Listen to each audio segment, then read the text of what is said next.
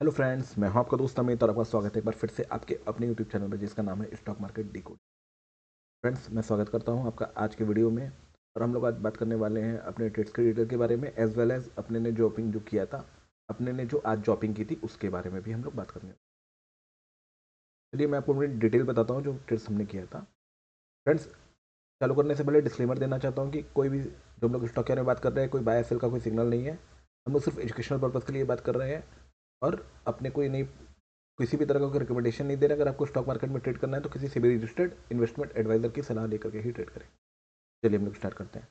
आज हमने नेटको फार्मा के स्टॉक 60 स्टॉक्स हमने डिलीवरी में सेल किए। उसको सेल करने का रीज़न ये था कि नेटको फार्मा का जो रिजल्ट आया था वो बहुत ख़राब आया था। इसमें एक स्टॉक जो मैंने परचेस किया था, एक शेयर की प्राइस अप्रोक्सीमेटली 1420 के आसपास की थी, यानी कि एक शेयर पे मैंने 410 रुपये का आसपास का लॉस लिया। इस तरीके से 60 शेयर पे मैंने अप्रोक्सीमेटली 24,000 के आसपास का लॉस लिया फ्रेंड्स। सेकंड जो स्टॉक था वो के ई आई का पुट था। के ई आई इंडस्ट्री लगातार नीचे बॉटम बना रही थी, 200 दिन के मूविंग एवरेज के नीचे जा रहा था और इसके अंदर जो पैटर्न बन रहा था ये ब्रेकडाउन का पैटर्न बन रहा था, जिसकी वजह से मैंने इसका पुट परचेस किया था। जो पुट मैंने परचेस किया था, ये परचेस किया था 78 रुपीज़ 5 पैसे में। इसको मैं ओपन कर देता हूँ और साथ ही अपने के पी आई का चार्ट भी ओपन कर लेते हैं। तो अपने के पी आई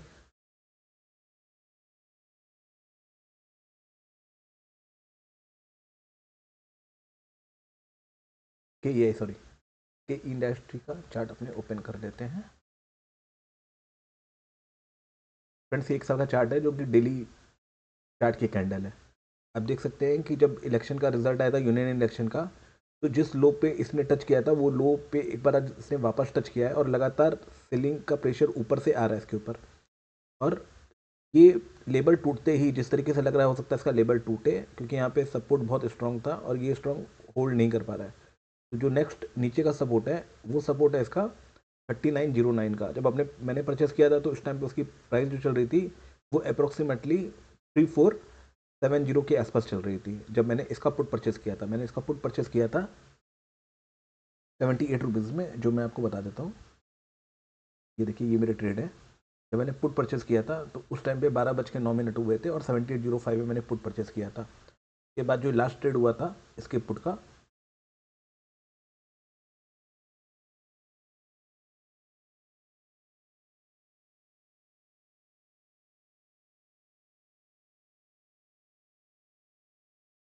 इसके पुट का जो लास्ट ट्रेड हुआ था वो हुआ था 99 रुपीज़ 35 पैसे में, जो इसका क्लोज था। तो 99.35 इसका क्लोज आया हुआ था। मुझे इसके अंदर जो नॉशनल प्रॉफिट दिखा रहा था वो 3195 रुपये का दिखा रहा था। मेरे कल्सर को देखिए तो आपको पता चल जाएगा। और इसका 150 का लॉट है। इसको मैंने कैरी किया है, स्क्वायर नहीं किया था, प्रॉफिट बुक नहीं किया था। कल अब इसकी जो भी पोजीशन होगी, मैं 1 या 2 दिन के अंदर इसके लॉस या प्रॉफिट जो भी हमें होगा वो अपने पोजीशन इसको स्क्वायर करेंगे। चलिए आगे चलते हैं। फिर अपने ने तीसरा एक आर ई सी एल, अगर आपने हमारा कल का वीडियो देखा होगा तो हमने आर ई सी एल का एक 440 का कॉल खरीदा था, जिसकी इफेक्टिव अपनी जो कॉस्ट थी वो अप्रोक्सीमेटली थी अपनी 3 रुपये 80 पैसे के आसपास। उसको हमने 1 रुपये ऊपर यानी कि 4 रुपये 80 पैसे बेच दिया, 4 रुपये 80 पैसे में। इसके अलावा एम सी एक्स में थोड़ा सा अपने ने इंट्राडे ट्रेड किया था, जिसके अंदर अपने को 168 रुपये का प्रॉफिट हुआ था। फिर अपने ने बैंक निफ्टी के अंदर ट्रेड किए थे। बैंक निफ्टी के अंदर अपने ने जो ट्रेड किए थे वो अपने ने टोटल किए थे 240 क्वांटिटी में, यानी कि 8 लॉट प्लस और 8 लॉट माइनस अपने ने किए थे, यानी कि अपने ने बैंक निफ्टी में 16 ट्रेड किए थे।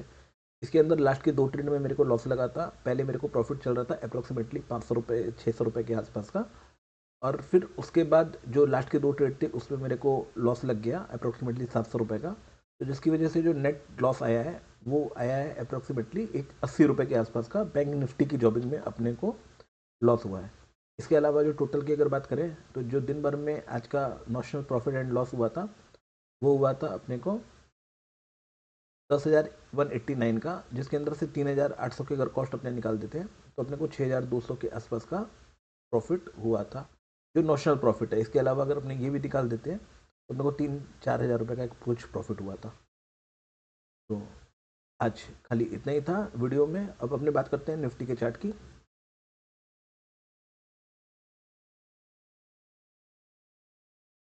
फ्रेंड्स, देखिए अपने ने निफ्टी का ओपन किया है चार्ट।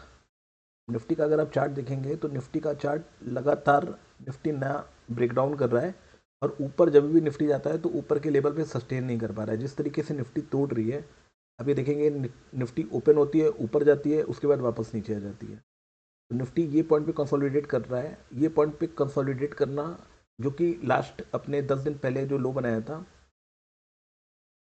22,876 का, उसके आसपास ही कंसोलिडेट कर रहा है। ये एक अच्छा सिग्नल नहीं है। अच्छा सिग्नल इसलिए नहीं है क्योंकि इसका मतलब बेयर कंसोलिडेट कर रहा है नीचे के भाव पे, और हो सकता है कि यहाँ से निफ्टी को वो तोड़ करके जो यूनियन इलेक्शन का रिजल्ट, जो यूनियन इलेक्शन का रिजल्ट आया था उस दिन जो लो लगाया था, उस लो पर वापस लेकर के आए।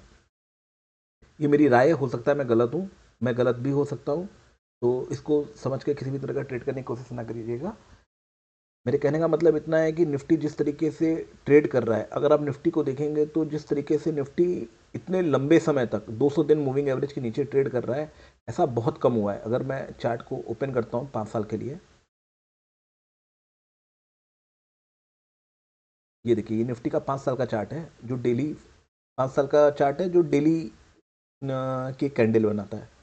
देखिए, जब निफ्टी 2020 में क्रैश की थी, उस टाइम पे जो फ्लैश क्रैश आया था, उस टाइम पे ये लगातार नीचे गया था। जब ये नीचे गया था तो ये नीचे गया था फरवरी 2020 से लेकर के ने क्रॉस किया था 7वें महीने में, यानी 5 महीने तक ये नीचे रहा था। इसके बाद ये लगातार 200 दिन के मूविंग एवरेज के ऊपर ट्रेड करता रहा। फिर जब उसके बाद इसने 200 दिन का मूविंग एवरेज क्रॉस किया था, वो किया था 2022 में, यानी कि 2 साल बाद, मार्च 2022 में इसने किया था। उसके बाद इसने उस मूविंग एवरेज को वापस क्रॉस कर दिया था 5 महीने के बाद। फिर इसके बाद इसने जो 200 दिन का मूविंग एवरेज था, जो मतलब एक सही तरीके से तोड़ा था, उसने टच तो किया, टच डाउन किया, बट तोड़ा नहीं मूविंग एवरेज को। एक बार छोटा सा तोड़ा था 2023 में, मार्च 2023 में, लेकिन वो तोड़ते ही तुरंत फिर ऊपर चला गया था। उसके बाद ये लगातार ऊपर जा रहा था। जिस दिन यूनियन बजट का इलेक्शन था, यूनियन इलेक्शन का रिजल्ट आया था, उस दिन भी ये 200 दिन के मूविंग एवरेज को टच नहीं किया था। उससे थोड़ा सा ऊपर से ही वापस रिवर्स हो गया था। और अभी ये 200 दिन मूविंग एवरेज जो है उसको तोड़ करके नीचे की तरफ ट्रेड कर रहा है। और ऐसा सिर्फ तीसरी या चौथी बार हो रहा है जब निफ्टी में क्रैश आई थी। तो अगर ये 200 दिन के मूविंग एवरेज के नीचे इस तरीके से ट्रेड करता है तो ये मार्केट के लिए थोड़ा रिस्की हो सकता है। और जब इस तरीके से ट्रेड करता है 200 दिन के मूविंग एवरेज में बाजार इस तरीके से, तो एक और फर्दर करेक्शन आने का डर है। तो कोई भी आप अपनी पोजीशन बनाए वो स्टॉप लॉस के साथ ही ट्रेड करें। और अगर आपको नहीं समझ में आए तो किसी से भी रजिस्टर्ड इन्वेस्टमेंट एडवाइजर की सलाह लेकर के करें, और थोड़ा सा कॉशियस करके करें फ्रेंड्स, और अपने रिस्क को समझ करके ट्रेड करें ताकि आपका रिस्क लिमिटेड रहे। और हमारे ट्रेड में फिलहाल इतना ही था, जो मेरे ट्रेड था वो मैंने आपको बता दिया। हमारा चैनल ऐसा है जहाँ पे हम अपने जेन्युइन ट्रेड बताते हैं। तो प्लीज़ हमारे वीडियो को कंसिडर कीजिए, लाइक कीजिए, और हमारे चैनल को सब्सक्राइब कीजिए। और अगर आपको इस तरह की कंटेंट चाहिए तो प्लीज़ हमारे चैनल को बेल का बटन दबाइए ताकि आपको इस तरह की कंटेंट फ्यूचर में भी मिलते रहे। Thank you friends.